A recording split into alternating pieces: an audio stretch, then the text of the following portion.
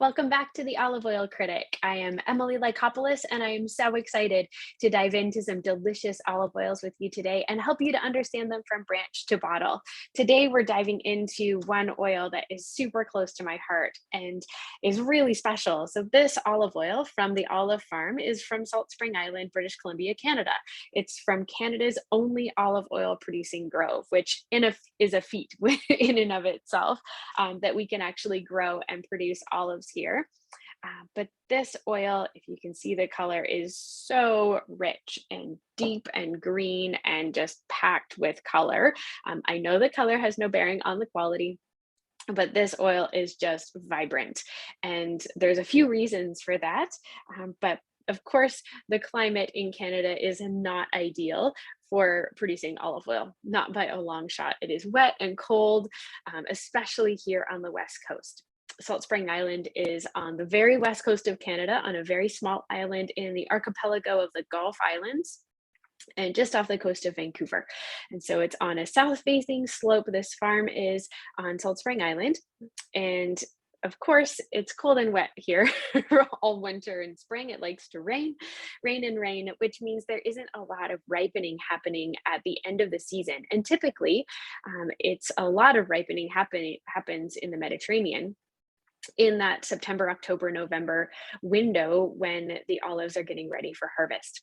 Here, that doesn't happen. So even though it still takes that 100 days to make the olive mature so that it's ready to be harvested, the reality is not a lot of ripening happens, which means here we are going to have an early harvest flavor and an early harvest characteristic of an oil that was harvested later in November. The very first harvest ever back in 2016 was, I think, on the 12th of December. So really, really late. But again, it tasted like an early harvest oil because the olives were still very immature in their state and quite small because of our cold, wet weather.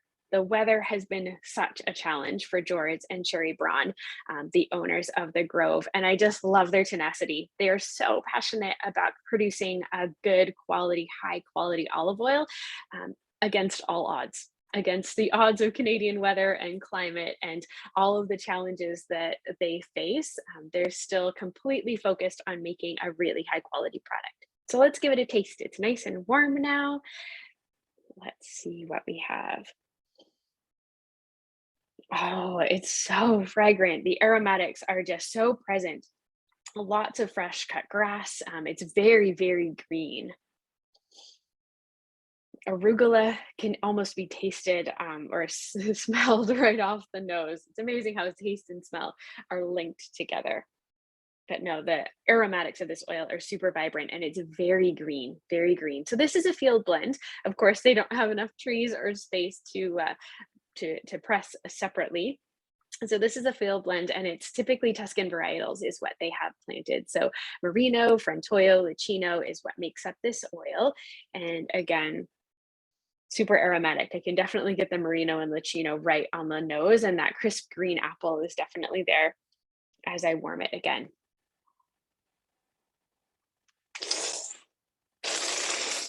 Mmm, this oil is packed with flavor. Goodness, lots of pungency, so much bitterness right in the center of your palate. It's almost tannic in how bitter it is. It's not an unpleasant bitterness, it's just a very present tannic quality. Almost like it's salty, which doesn't surprise me because it's grown on an island in the Pacific Ocean. So that saltiness is almost a part of that bitterness and the tannic qualities. It's very herbaceous, very deep in flavor. There's so much complexity there. In addition to the salt, there's like mustard greens and arugula. It almost tastes like a salad in the glass itself. There's almost a seaweed kelpiness to it as well, which again comes from the proximity of the ocean, I'm assuming.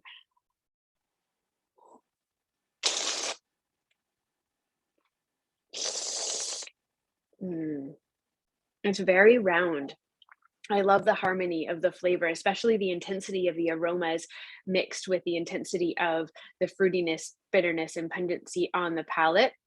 It's a lingering green peppercorn finish. It's not sharp like a capsicum, but it's this beautiful lingering warming of the phenols on the back of the palate, which make it just so well rounded. And I love how it sits. It just stays on your palate. It's very viscous, not slippery or greasy at all. And that viscosity creates a really unique texture on the tongue. This oil would be incredible, drizzled on salmon and grilled. It would be amazing for any lighter meat. So pork or chicken as well would be really lovely, just with the complexity of this oil. You could use it on salads, but I think it would get lost. It would be amazing though, drizzled on cheese. I would love this with brie or a camembert. And just drizzled on top, especially if the cheese was warmed, and then you drizzle the oil on top. The aromatics of that would just be phenomenal. I would just want to mop it up. It's so tasty. Um, I also think this oil would be incredible with pastas. This would be great with just a simple aioli, nothing complicated for an aioli pasta. You could use this for carbonara and it would just come alive. The creaminess of the eggs and the complexity of the oil would just shine in combination with the Parmesan cheese and the natural kind of flavor profiles of both egg and Parmesan. You're adding a touch of black pepper, although I might not even add pepper. With the flavor profile in the oil, it would just add itself. No salt and pepper needed. It's all in the flavor of the oil. So pastas for sure. Salmon is the first thing that comes to mind when I think about this oil and just what it would pair so well with in its West Coast vibrancy. It's incredible. The other thing that would be fun to play with this is fried prawns. Add some chilies just to spice it up a little bit, maybe a hint of garlic, and this oil, the spot prawns, come spring will be so special. This oil is really unique in the fact that there was only 45 liters created this year. Their harvests are not huge yields, of course, because it's just a small grove, but Canada's only producing olive grove is doing incredible things and is making incredible olive oil. So, thank you, Sherry and George, for letting me taste this oil. And I hope that when people are able to get their hands on more, they're able to enjoy it as well. Mm, so tasty.